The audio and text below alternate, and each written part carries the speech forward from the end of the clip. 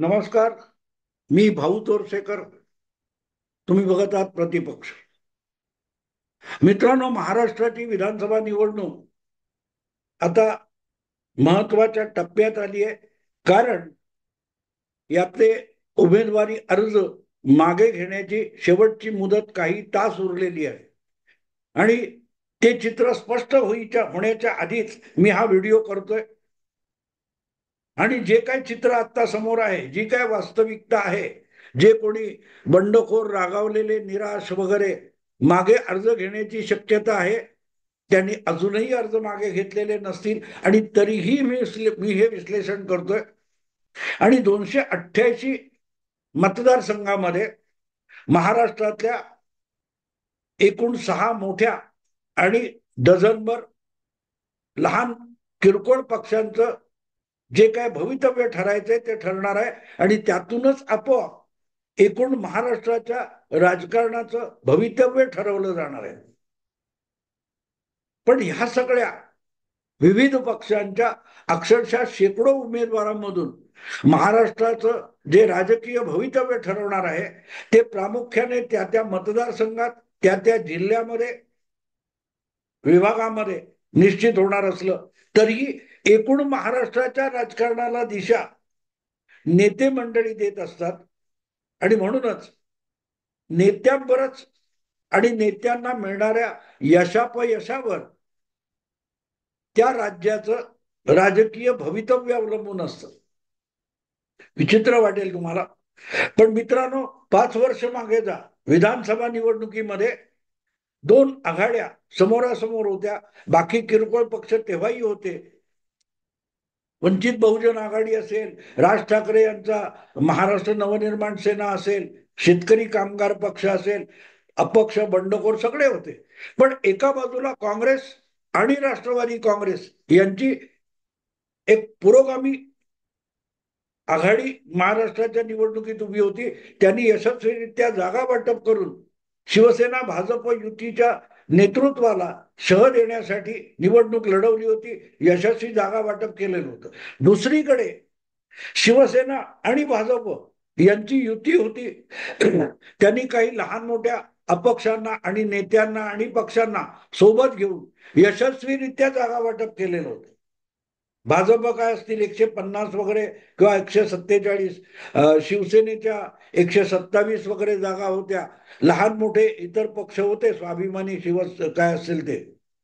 आणि या सगळ्यातून लोकांनी स्पष्टपणे कौल दिला की 2019 पासून 2024 पर्यंत महाराष्ट्रामध्ये काँग्रेस आणि राष्ट्रवादी या 2 पक्षांचं राज्य येता कामा नये.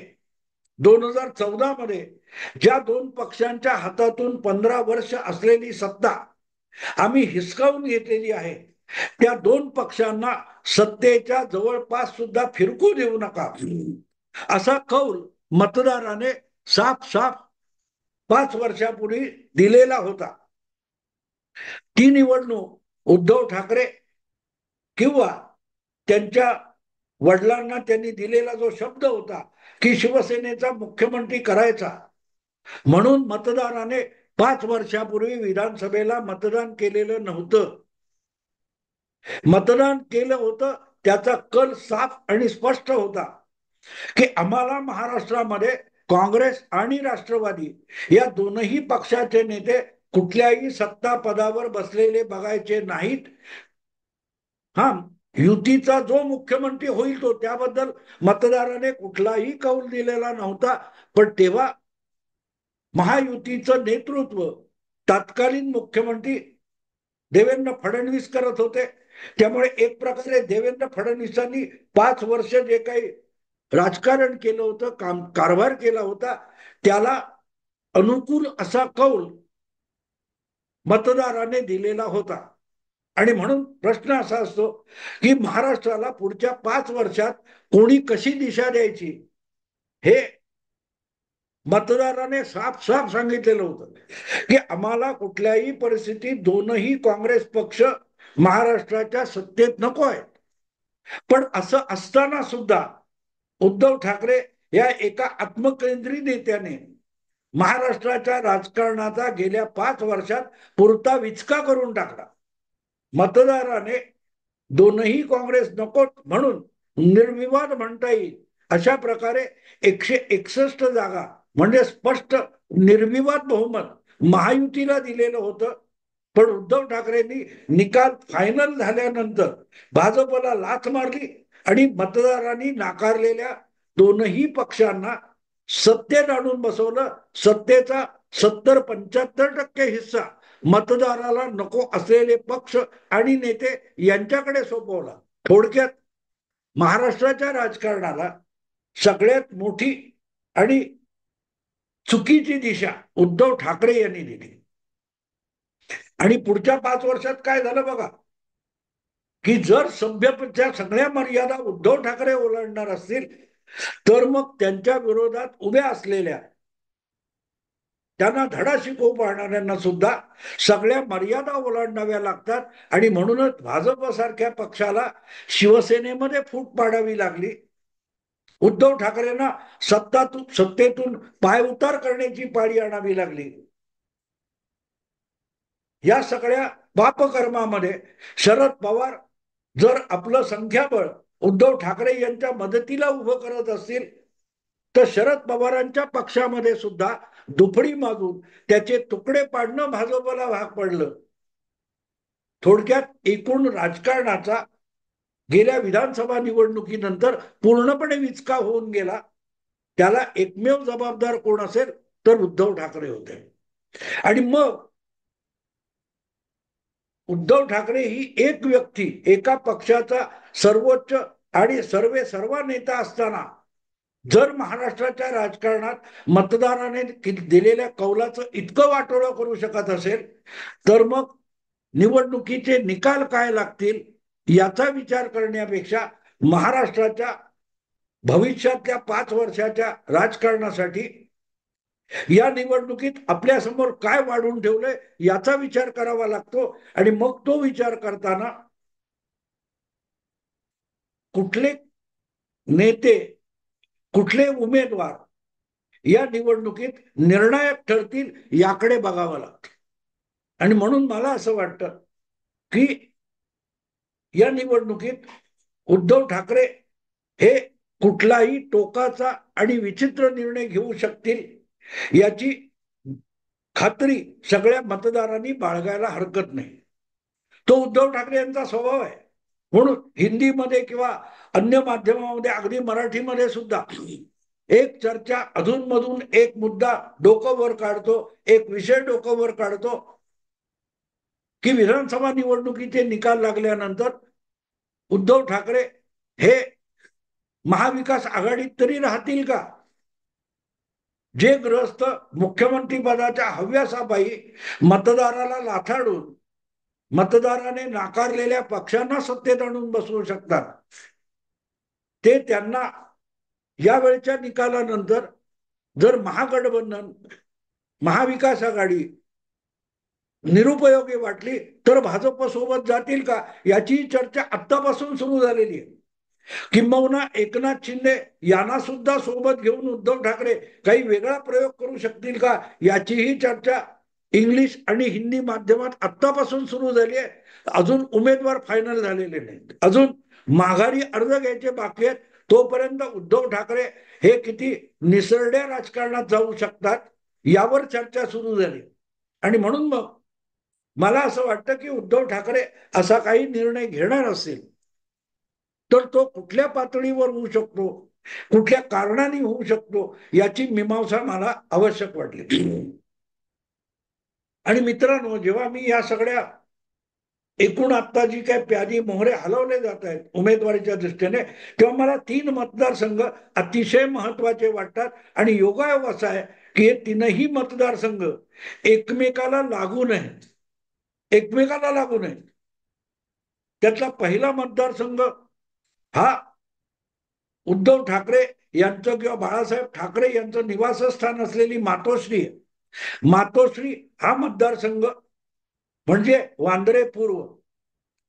तसं म्हटलं तर वांद्रे पूर्व हा कधीही शिवसेनेचा अखंड शिवसेनेचा सुद्धा बालेकिल्ला नव्हता. शिवसेनेच्या स्थापनेपासून शिवसेनेचे एक आरंभ काळातले ज्येष्ठ नेते मधुकर सरपोतदार हे वारंवार वांद्रे पूर्व या निवडणुकीला उभे राहून पराभूत झालेले, वारंवार पराभूत झाले. मला वाटतं 3 किंवा 4 विधानसभा निवडणुका ते पराभूत झालेले.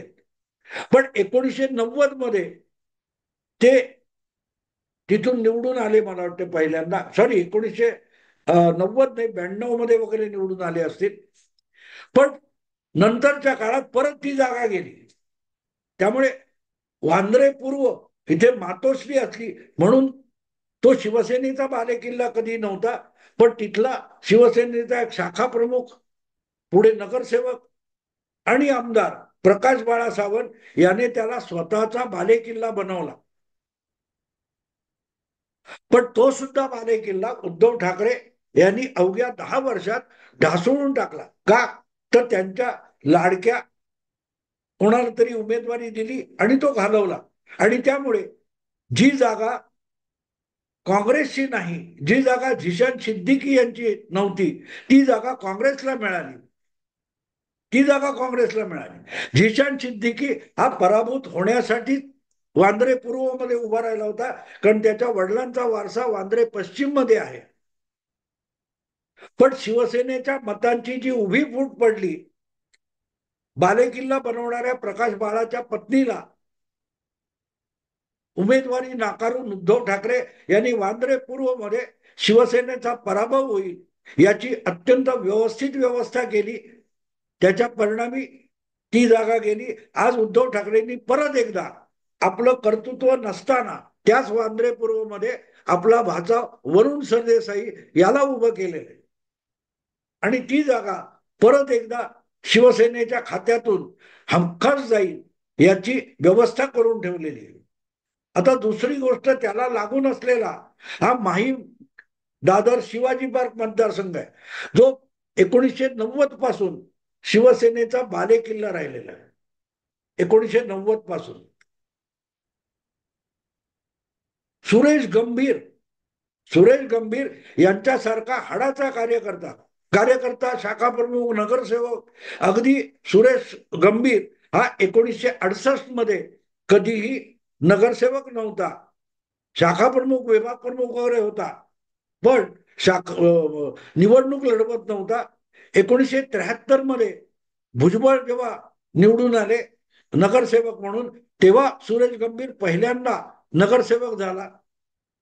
आणि त्यानंतर त्या माहीम पट्ट्यावर शिवाजी पार्क पर्यंत त्याने आपला असा जम बसवला की मनोहर जोशी किंवा सुधीर जोशी यांना पण जिथून विजय मिळवणं शक्य झालं नव्हतं, त्या माहीम मतदारसंघावर सुरेश गंभीरने आपली छाप पाडली, अतिशय बारीक छाप पाडली. आणि मला वाटते 90, 95, 99 सलग ती जागा जिंकून दाखवली.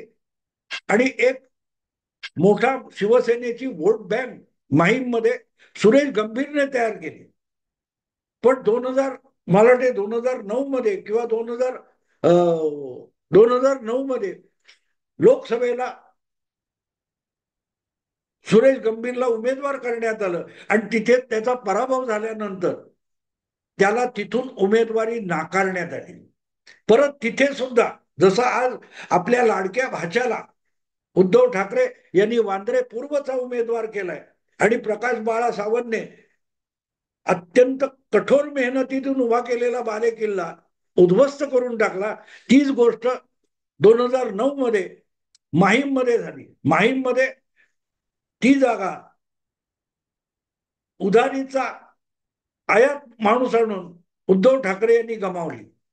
तेव्हा महाराष्ट्र नवनिर्माण सेना पहिल्यांदा निवडणूक लढवत होती आणि तिथे आदेश बांदेकर हा एक टीव्हीचा कलाकार उद्धव ठाकरे यांनी तिथे आणून उभा केला. म्हणजे शिवसैनिकांनी ढोर मेहनत घ्यायची, एखादा मतदारसंघ तयार करायचा, मशागत करायची, आणि मग पक्षप्रमुख किंवा पक्षाचा सर्वोच्च नेता, कार्याध्यक्ष यांनी तो बालेकिल्ला उद्ध्वस्त करून टाकायचा.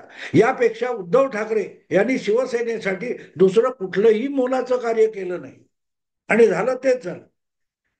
सुरेश गंभीर यांना नाही तर त्या जागेवर सदा सरवणकर हक्क सांगत होते. सदा सरवणकर हक्क सांगत होते, पण ती जागा सदा सरवणकरला नाकारून आदेश बांदेकर यांना देण्यात आली आणि त्यामुळे चिडलेले सदा सरवणकर हे उठले आणि सरळ नारायण राणे यांच्याकडे गेले, जे नारायण राणे तेव्हा काँग्रेसमध्ये राज्यात मंत्री होते. आणि नारायण राणे यांनी आपलं वजन वापरून त्याच सदा सरवणकरांना 2009 मध्ये माहीम बांद्र्याची जागा मिळवून दिली आणि त्यात नितीन सरदेसाई हे महाराष्ट्र नवनिर्माण सेनेचे उमेदवार निवडून आले. तर सदा सरवणकर आणि आदेश बांदेकर यांच्यात जी शिवसेनेच्या मतांची दुफडी माजली त्याचा लाभ नितीन सरदेसाईंना मिळाला. पण काँग्रेसचा, शिवसेनेचा हा बालेकिल्ला उद्ध्वस्त होऊन गेला. वांद्रे पूर्व हा जसा उद्धव ठाकरेंनी उद्ध्वस्त केलेला बालेकिल्ला आहे, तसाच माहीम, शिवाजी पार्क, दादर हा मतदारसंघ उद्धव ठाकरेंनी आपला माझं घर, माझं परिवार, माझे लाडके, माझे नावडते यांच्यासाठी उद्ध्वस्त करून टाकला. हे 2 मतदारसंघ आहेत. आणि तिसरा मतदारसंघ दादर शिवाजी पार्कला लागून असलेला वरळी मतदारसंघ. हा मतदारसंघ तसा दत्ता नलवडे आणि इतर शिवसैनिकांनी शिवसेनेचा एक बालेकिल्ला 1990 पासून बनवला होता. 2009 मध्ये या मतदारसंघाची रचना बदलली आणि तो मतदारसंघ परत शिवसेनेला मिळवायला 2014 उजाडावं लागले. 2014. हे मी सगळं एवढ्यासाठी सांगतोय मित्रांनो, की परत एकदा जसा प्रकाश बाळा सावंत, सुरेश गंभीर, तसा सुनील शिंदे, या सुनील शिंदेने वरळीच्या मतदारसंघामध्ये नव्याने मशागत केली आणि 2014-2019 या निवडणुका 2014 मध्ये तो बालेकिल्ला परत मिळवला, परत शिवसेनेकडे आला. उद्धव ठाकरे यांनी सुनील शिंदेला बाजूला करून तो बालेकिल्ला आपल्या लाडक्या सुपुत्रासाठी दिला आणि वरळी हा मतदारसंघ विधानसभेचा आज धोक्यात आहे अशी चर्चा सलग चालू आहे. सलग चालू आहे. कारण आदित्य ठाकरे हे आमदार झाले, मंत्री झाले, पण त्यांनी त्या मतदारसंघासाठी काय केलं हे लोकांना पहिली 2.5 वर्ष कळलंच नाही. ते पहिली 2.5 वर्ष नाईट लाईफ सुरू करायचंय, नाईट लाईफ सुरू करायचंय, आणखीन काय काय करायचंय याच्यावर खूप बकवास करत होते. पण वरळीसाठी काय करायचंय हा विचारही त्यांच्या मनाला शिवला नाही. अगदी त्यांच्याच कारकिर्दीमध्ये तो लोअर परेलचा नामजोशी मार्गावरचा जुना रेल्वे पूल आहे, तो 2-2.5 वर्ष बंद होता आणि त्या सगळ्या वरळीपासून लालबाग, परळ हा भाग जोडणाऱ्या लोकांच्या जीवनरेखा बिघडून गेलेली होती. त्याकडे सुद्धा आदित्य ठाकरे यांनी ढुंकून बघितलं नाही. कसं कसं रेंगाळत त्या ब्रिजचं काम चालू होतं. 2.5-3 वर्षापेक्षा जास्त काळ असेल मला वाटतं. तो रस्ता बंद होता. वळणं घेऊन, वळसे घेऊन लोकांना वरळीला जायला लागायचं किंवा वरळीहून लालबागला जावं लागत होतं. पण तिकडे बघून, तिकडे मंत्रिमंडळात असून ते लवकर काम व्हावं यासाठी आदित्य ठाकरेंनी काही काम केलं नव्हतं. अगदी वेगवेगळ्या आपल्या मतदारसंघातल्या महत्वाच्या मतदारांच्या हिताच्या योजना राबवण्यात आदित्य ठाकरे तोकडे पडले. पण मंत्रीपद गेलं, पिताजींचं मुख्यमंत्रीपद गेलं आणि त्यानंतर अचानक आदित्य ठाकरेंना पूर्ण होत आलेला तो नामजोशी मार्गावरचा जो रेल्वे पूल आहे तो लोकांसाठी फार उपयुक्त असल्याचं स्वप्न पडलं आणि त्याचं कामकाज, सगळं काम पूर्ण होत आलं होतं आणि आठवड्याभरानंतर उद्घाटन होणार. तेव्हा तमाशा करण्यासाठी, देखावा निर्माण करण्यासाठी एक रात्री आदित्य ठाकरे आपल्या मोजक्या शिवसैनिकांना घेऊन त्यांनी त्याचं परस्पर उद्घाटन करून टाकलं. म्हणजे देखावा आणि कॅमेरा या पुरतं आदित्य ठाकरे यांचं राजकारण राहिलेलं आहे. आणि आता परत एकदा तो बालेकिल्ला गमावण्यासाठी आदित्य ठाकरे आणि त्यांचे पिताजी उद्धव ठाकरे पूर्णपणे परिश्रम घेत आहेत. मला खात्री आहे जसा माहीम आणि वांद्रे पूर्वचा शिवसैनिकांनी तयार केलेला बालेकिल्ला हा उद्धव ठाकरे यांनी आपल्या चुकीच्या निर्णयातून आणि आपल्या लाडक्या, आवडत्या, नावडत्या या राजकारणातून हे 2 बालेकिल्ले उद्ध्वस्त करून टाकले होते, त्याची पुनरावृत्ती ही वरळीमध्ये होणार आहे. आणि म्हणून मला असं वाटतं की वरळी, वांद्रे पूर्व आणि दादर शिवाजी पार्क माहीम हे 3 विधानसभा मतदारसंघ महाराष्ट्राच्या राजकारणाला, भविष्यातल्या राजकारणाला फार मोठी दिशा देऊ शकतील असं मला वाटतं. उद्धव ठाकरे यांचं सगळं महाराष्ट्रातलं आणि महाराष्ट्राच्या राजकारणातलं अस्तित्व जे आहे, हे अस्तित्व या 3 महत्वाच्या विधानसभा मतदारसंघाच्या निकालावर अवलंबून असणार आहे. आणि म्हणून उद्धव ठाकरे यांचं जे राजकारण आहे ते आपोआपच उभाटा शिवसेना नावाच्या 6 पैकी एका महत्वाच्या पक्षाच्या राजकारणाचं भवितव्य आहे. हे एकदा तुम्ही लक्षात घेतलं की एक साधी सरळ गोष्ट होते की महाराष्ट्राच्या राजकारणात जे 6 प्रमुख पक्ष आज आहेत किंवा मानले जातात, त्या 6 प्रमुख पक्षापैकी एक पक्षाचं भवितव्य हे आपोआपच महाराष्ट्राच्या राजकारणाची जी वाटणी आहे, जी गुंतागुंत आहे, त्या गुंतागुंतीला सुद्धा प्रभावित करणारं राजकारण असेल. आणि त्याचं उत्तर जर या 3 मतदारसंघामधून येणार असेल, वांद्रे पूर्व, दादर शिवाजी पार्क माहीम आणि वरळी, या 3 मतदारसंघातून उद्धव ठाकरे यांच्या राजकारणाचं भवितव्य ठरणार असेल, उभाटा शिवसेना या पक्षाचं भवितव्य ठरणार असेल, तर आपोआपच त्याचा प्रभाव एकूण महाराष्ट्राच्या राजकीय व्यवस्थेमध्ये, वाटणीमध्ये त्याचा प्रभाव पडू शकतो. एक पक्ष घटणं, नामशेष होणं किंवा दुबळा होऊन जाणं याचा इतर 5 पक्षांवर किंवा इतर कुठल्या तरी लहान पक्षावर होतो. हरियाणामध्ये जसं तुम्ही बघितलं की जननायक जनता पक्ष संपून गेला. उत्तर प्रदेशमध्ये मायावतींचा पक्ष सुपडा साफ झाला. जर उद्धव ठाकरे यांच्या असल्या राजकारणाने त्यांच्या पक्षाचं खच्चीकरण होणार असेल, तर महाराष्ट्राच्या आज विभागल्या गेलेल्या 6 गटातल्या राजकारणावर त्याचा दूरगामी परिणाम होणार यात शंका नाही. आणि म्हणून हे 3 मतदारसंघ महाराष्ट्राच्या राजकारणावर, एकूण 288 विधानसभांच्या राजकारणाला फार दूरगामी परिणाम करणारे ठरतील असं माझं मत आहे. आवडलं लाईक करा, शेअर करा आणि प्रतिपक्षाला सबस्क्राईब करा. नमस्कार.